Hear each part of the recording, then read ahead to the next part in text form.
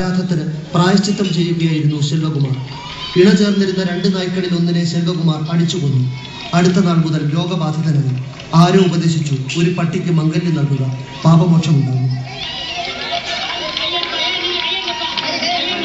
இவர் ஒரு 5 வருஷத்துக்கு முன்னாடி நல்லா இருந்தாரு. ஒரு நாய் லவ் சீன், 2 நாய் இணைந்து லவ் சீன் பண்ணையில இவர் அடிச்சு அதை கொண்டு விட்டாரு. அதுக்கடுத்து கை கால் விளங்காம ஒரு ஆயிட்டாரு. அதுக்கடுத்து பல பரிகாரங்கள் என்னென்னமோ பண்ணி பார்த்தாரு.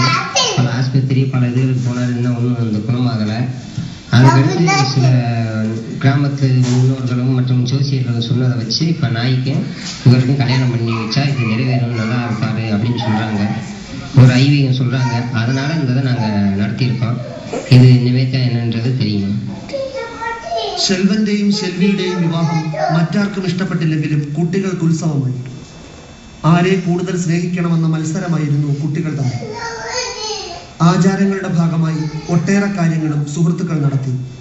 സെൽവന്റെ രോഗശാന്തിക്കായി கிராமத்தை பப்ளி திருமணம் தான். தாலி, சேலை, சட்டை, மாலை, அந்த பெண்ணுக்கு என்ன இது பண்ணுறாங்களோ அனைத்துமே பொட்டு பூ தான் திருமணம் பண்ணுங்க.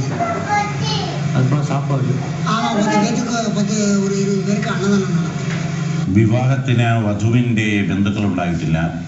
വധു എന്തായാലും വലിയ പിണക്കം കാണിച്ചില്ല. വരൻ സന്തുഷ്ടനുമാണ്.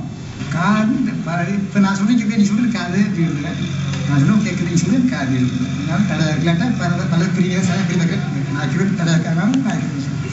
நம்ம கவிஞ்சாங்க பாடல் இல்லை இங்கிலீஷ் இல்லைடா.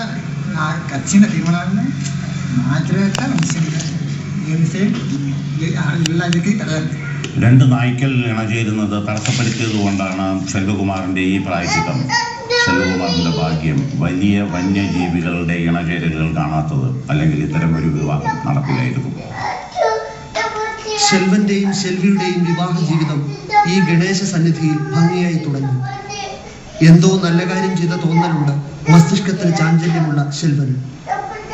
സെൽവി പുതിയ ജീവിതത്തിന്റെ പ്രാരാബ്ധങ്ങൾ അറിയാതെ കൂട്ടത്തിൽ നടക്കുന്നു.